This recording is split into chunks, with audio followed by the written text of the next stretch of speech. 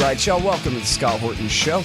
I am the director of the Libertarian Institute, editorial director of antiwar.com, author of the book Fool's Errand, Time to End the War in Afghanistan, and I've recorded more than 5,000 interviews going back to 2003, all of which are available at scotthorton.org.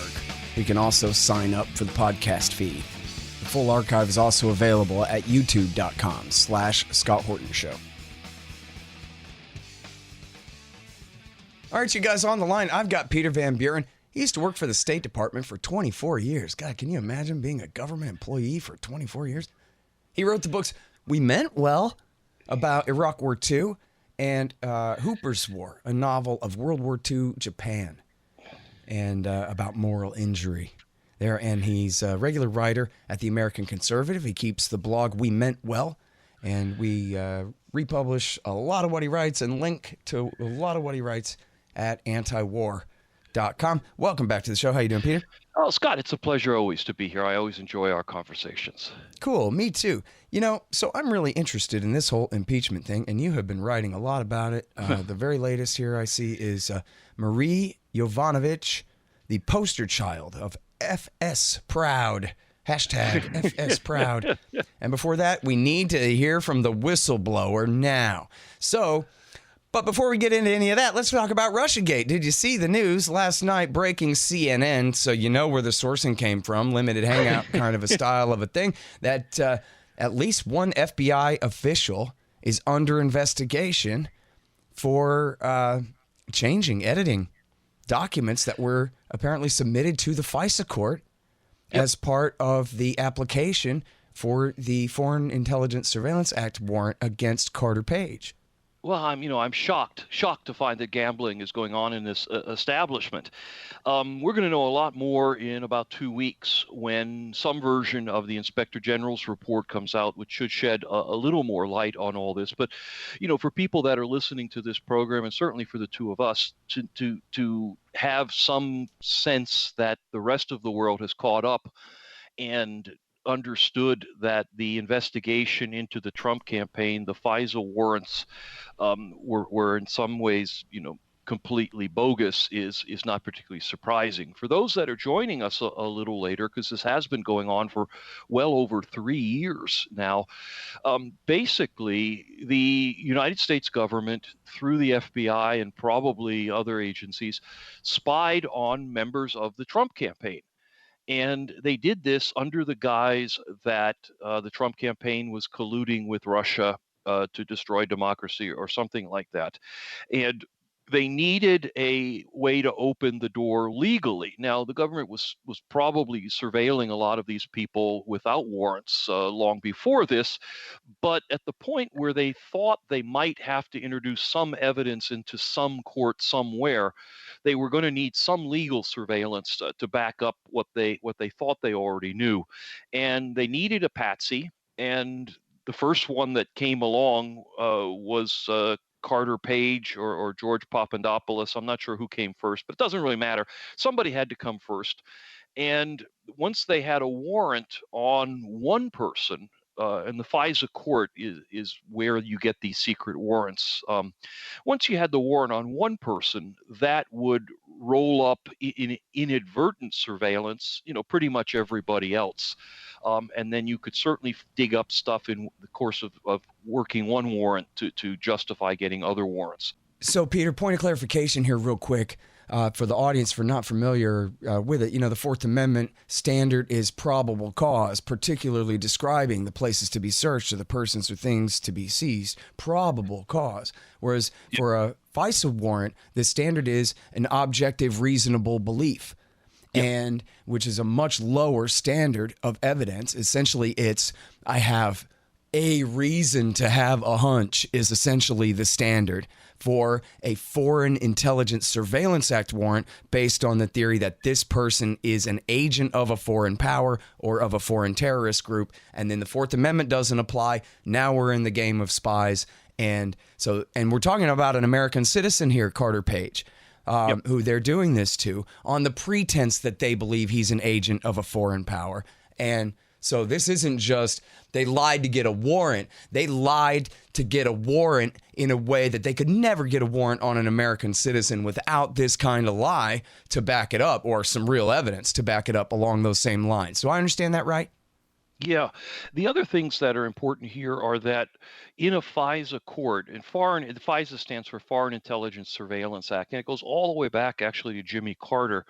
And believe it or not, when it was first created back in the 1970s, it was supposed to fix a problem where the government was surveilling people without affording them any kind of rights. And this was to create a certain minimum dual track of due process, so that the FBI couldn't just say, "Hey, we think that guy's a spy. Let's open up an investigation."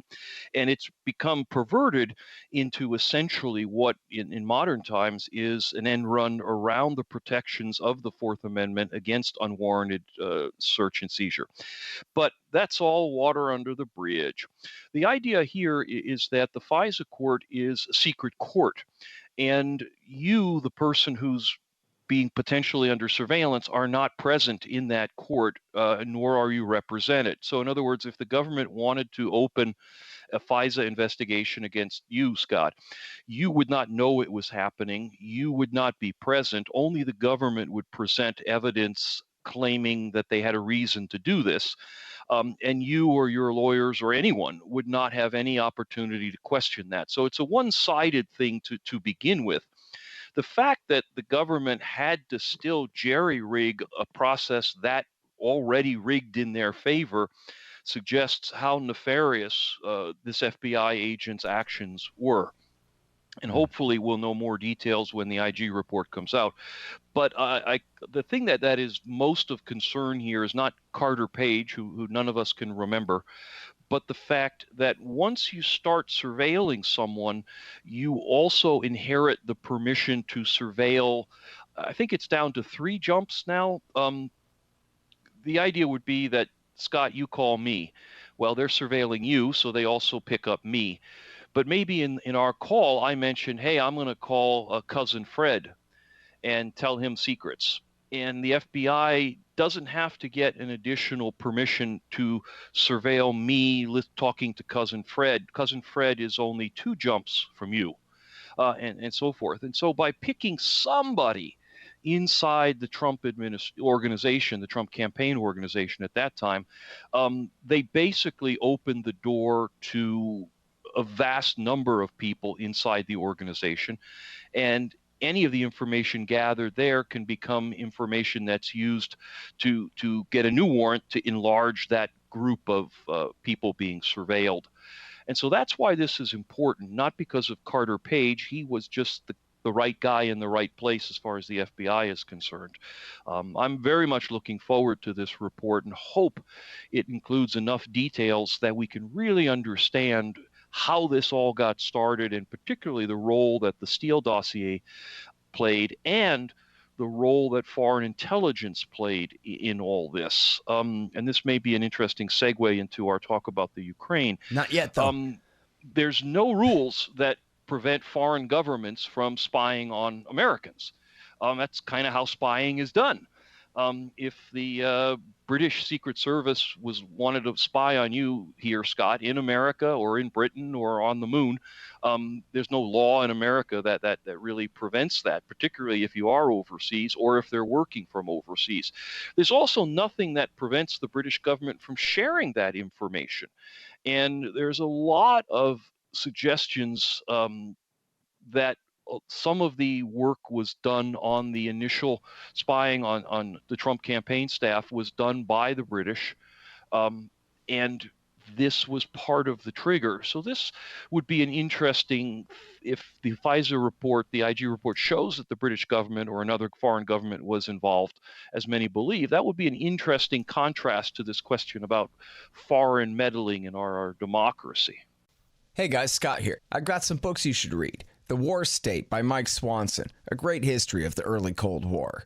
No Dev, No Ops, No IT by Hussein Badakhshani. How to run your computer business like a good libertarian. Oh yeah, and don't forget Fool's Errand, Time to End the War in Afghanistan by me. Hey y'all, here's the thing. Donate $100 to the Scott Horton Show, and you can get a QR code commodity disc as my gift to you. It's a 1-ounce silver disc with a QR code on the back. You take a picture of it with your phone, and it gives you the instant spot price and lets you know what that ounce of silver is worth on the market in Federal Reserve notes in real time. It's the future of currency in the past, too. CommodityDiscs.com, or just go to scotthorton.org/donate. Hey guys, you probably need a new website. A lot of people do. What you need to do then is go to expanddesigns.com. The great Harley Abbott and his team over at expanddesigns.com, they'll hook you up with a great new website for 2019. And in fact, what you really should do is type in expanddesigns.com/Scott, and you'll save $500. I want to make something clear here, just not as a disclaimer to pander to anyone, but I just don't want people to be confused. It's the same as when I defend Saddam Hussein or, the Ayatollah or whatever on the facts, that I'm not a Trump partisan, and I, in fact, would like to see him punished for various things. But that's a separate and different question than this whole thing about Russiagate and Ukrainegate, which I see as just simply a hoax, a put on by people even worse than Trump, the CIA. I think that John Brennan is the one that started this whole thing. And right now I'm going to ask you to speculate a little bit. There's a report, and it's an avowedly single-sourced report. It's not pretending to be authoritative, but it's Larry Johnson at Patrick Lang's blog. He's a former CIA officer, and he says he has one source that says that John Brennan set up a task force in early 2016 for the purpose of framing Donald Trump's campaign for ties to Russia and all of this, that was the origin of this whole thing, was to try to stop this guy who at that time was already the presumptive major party candidate for the Republican Party that year. And I wonder whether you think that makes the most sense to you as the explanation of how all of this started, Peter. Well, I haven't read that actual article, so I'm just going on what you've told me there. Okay. But let me answer it by playing with some words here. And rather than say John Brennan set up a task force to what word did you use? Blackmail Donald Trump? To frame him, to frame the Donald campaign. Trump. Let me change some words around.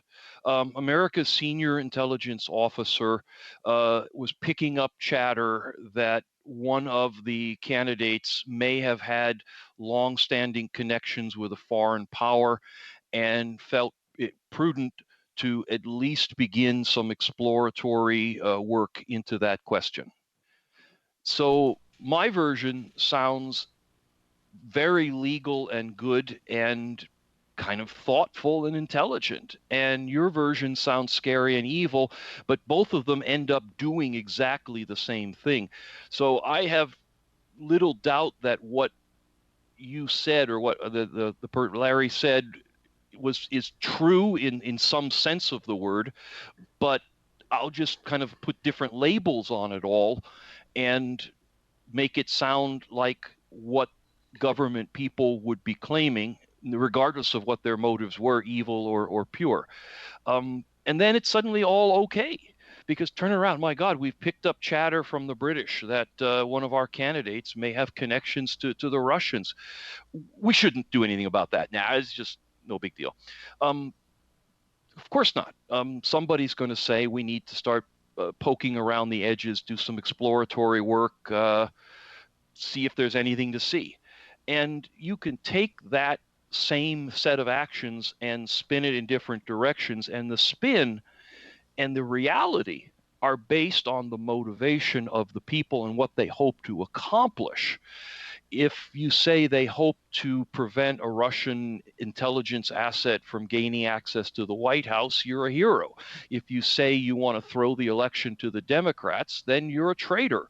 But in the end of the day, you're kind of doing the same thing. And this is where we are with Ukraine, is we're parsing out words and we're playing with words to try to take a base thing that we'll give it a neutral term, we'll call it blue, and we're trying to say blue is evil or blue is not evil. But blue is still blue, and that's the kind of thing we're in here. And this is where a lot of these investigations and the IG reports and even the impeachment hearings themselves are going to end up messing up our country. You mentioned that you don't support Donald Trump, and I don't support Donald Trump. In fact, I like to hope that I am thinking bigger and further than Donald Trump. In other words, what we do to Donald Trump, or what happens with Donald Trump, how this presidency concludes, whenever that is, however it is going to stay with us. It's going to become part of America and the politics of America and the way America works. And if we settle for, well, the ends justify the means, Donald Trump is a bad guy, we got to get rid of him. And if it requires getting our hands a little dirty, getting our hair mussed up a little bit, that's worth it because of what we're going to accomplish. And I don't believe in that at all. I'm thinking way bigger than this, way past this, or I like to hope I am, I should say, and saying, let us not do something that is going to harm the country in the longer term by creating precedents, by empowering the wrong people. In this case, what we refer to as the deep state. That's what I'm very, very concerned about here. All right. Well, so let's talk about the Ukraine thing. So my speculation is, or it's my presumption, I guess, I'm not saying I really believe this, but I think I must presume that since the whistleblower Eric Ciaramella used to work for John Brennan, that he was sent there to find some dirt on Trump. The reality is that this president that the CIA and the FBI dislike so badly, he's really is a bad person, and he's the kind of person who would make what you could call a grievous mistake in not just leaving Ukraine matters to his attorney general and instead bringing in Giuliani and giving Ciaramella something to use, something to turn over to the Democrats, something to make hay out of.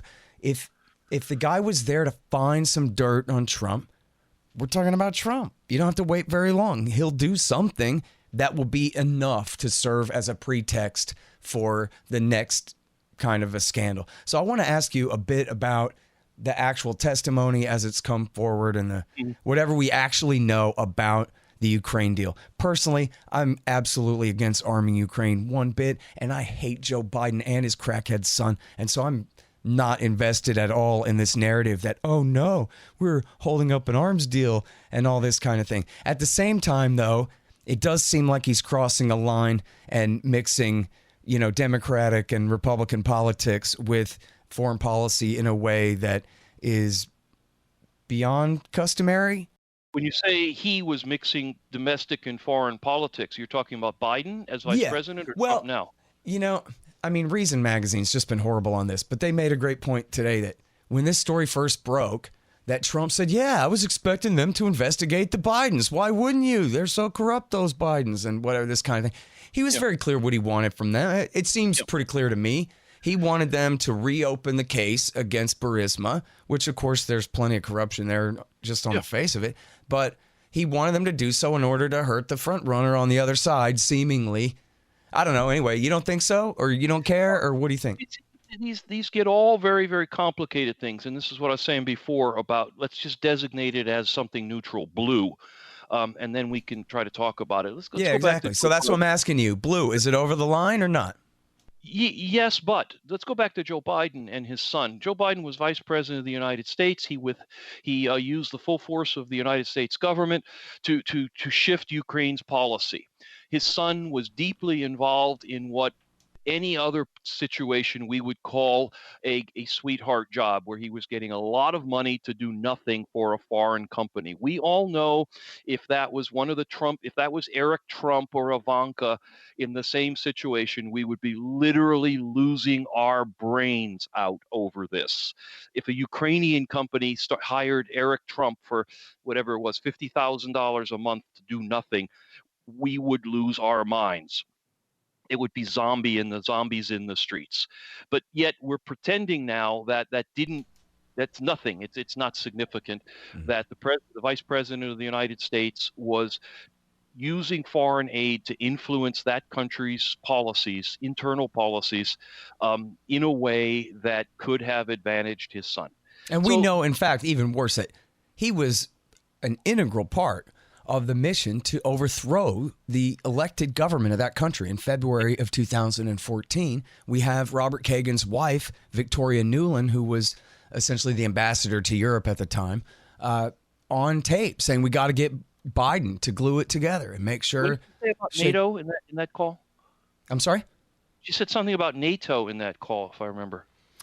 Well, I mean, the famous quote is F the EU. In other words, the Germans are taking too long to facilitate this coup, so we're just going to go around them and do it. And she, in fact, says there's a guy named Robert Sari at the UN. They're working with him, and then they're working with Vice President Biden to glue it all together.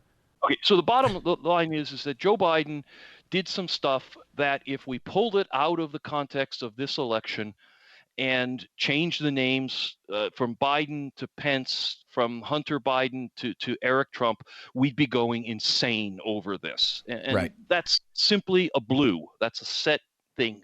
The fact that it's this election in this environment and we're pretending that nothing happened is beyond our understanding. But in a neutral sense, it's a blue. Okay, then we go forward here. And we're now with Donald Trump.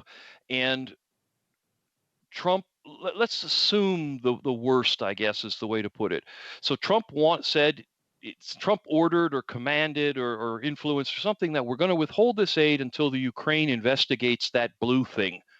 I'm not sure you can argue that's inherently wrong. I think, again, just look at it as a blue thing.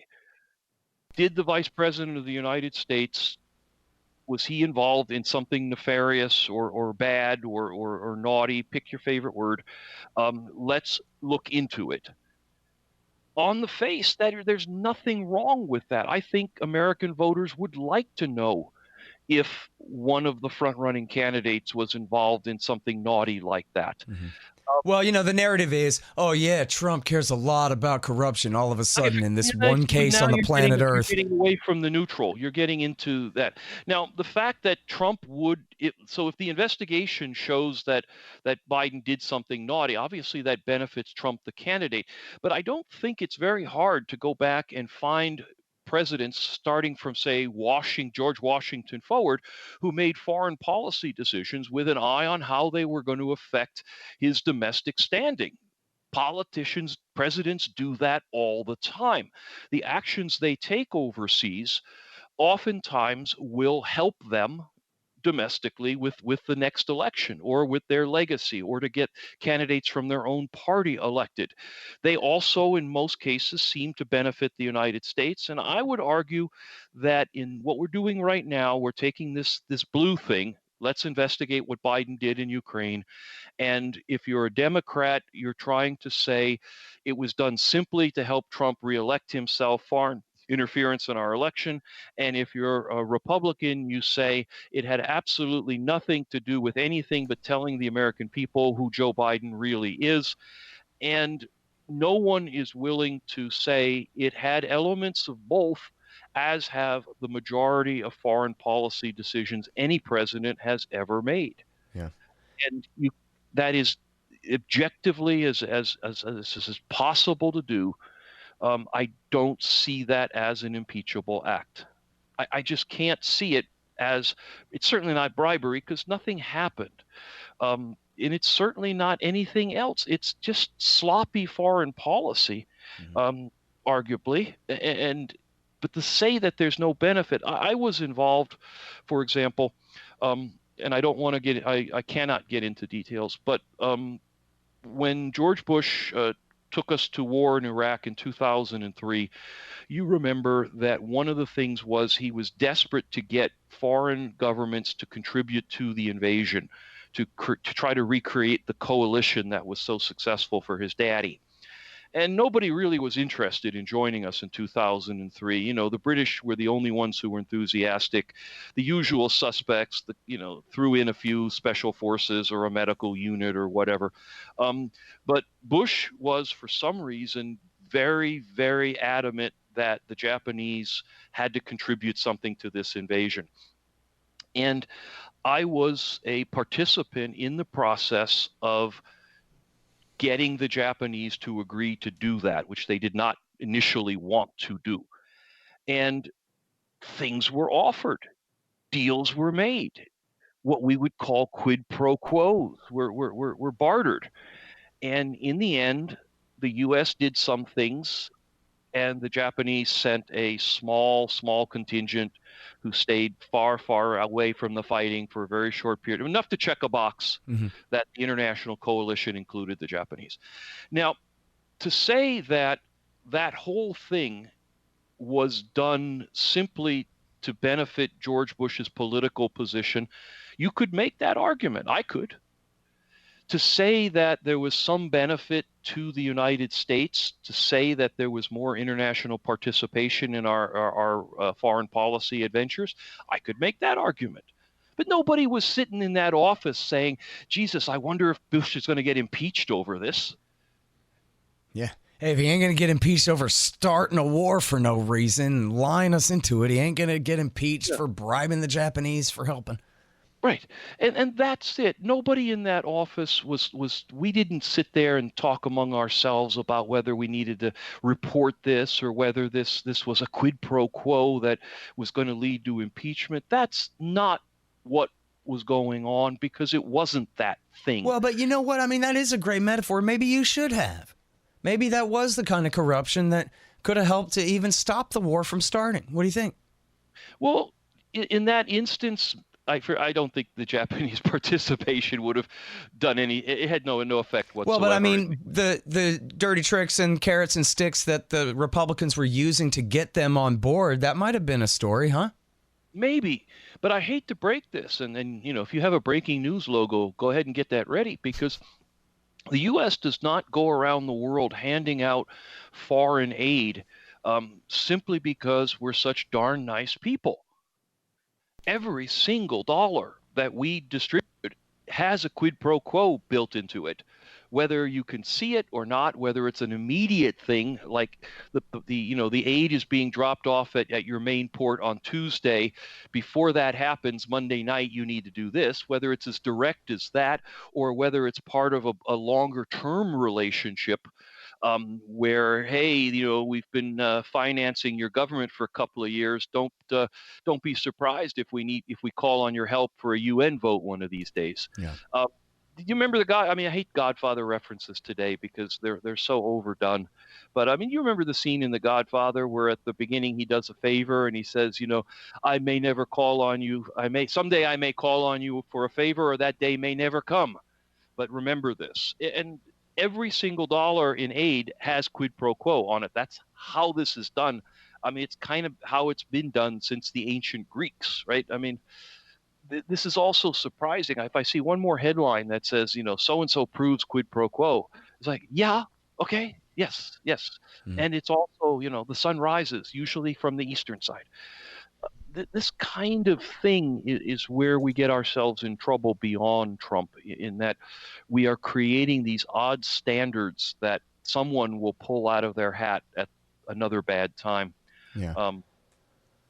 All right. Well, listen, I'm sorry we got a little bit of a late start today, and I am all out of time for this one. But I really urge everybody to go read what Peter Van Buren is writing over the American Conservative magazine. We need to hear from the whistleblower now, and Marie Yovanovitch, the poster child of #FSProud, which both of which are great articles here, and I'm sure there's more coming too. Thank you, Peter. Appreciate it. Thank you, Scott. All right, y'all. Thanks. Find me at libertarianinstitute.org, at scotthorton.org, antiwar.com, and reddit.com/Scott Horton Show. Oh, yeah, and read my book, Fool's Errand, Time to End the War in Afghanistan, at foolserrand.us.